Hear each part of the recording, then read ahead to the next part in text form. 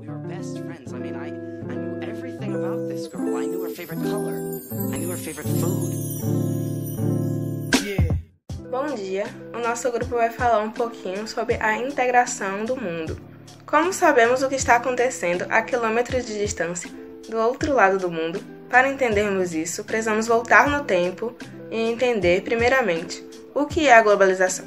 A globalização é um processo de aprofundamento entre relações econômicas, sociais, culturais e políticas. Uma verdadeira integração de todos os países do mundo.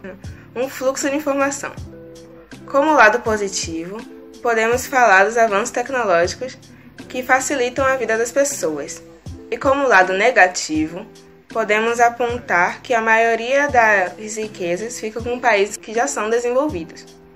Um exemplo claro disso que eu sou brasileira, uso telefones da Samsung, que são produzidos na Coreia do Sul, do outro lado do mundo praticamente.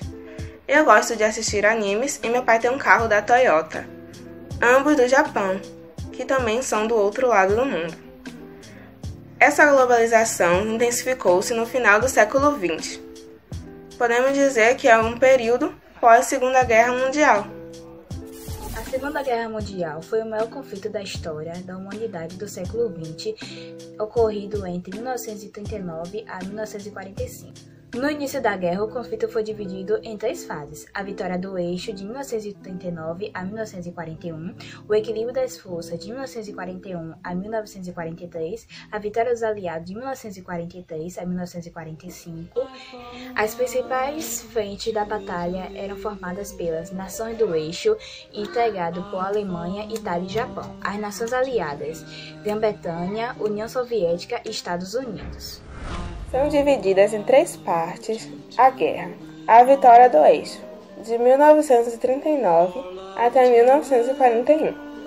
Ocorreu uma invasão na Polônia pela Alemanha em 1939. O eixo liderava a disputa entre a primeira fase. A segunda fase se chama o equilíbrio das forças e aconteceu entre 1941 e 1943. Se inicia com a invasão da União Soviética, liderada por Stalin, e termina em 1943, com a capitulação da Itália.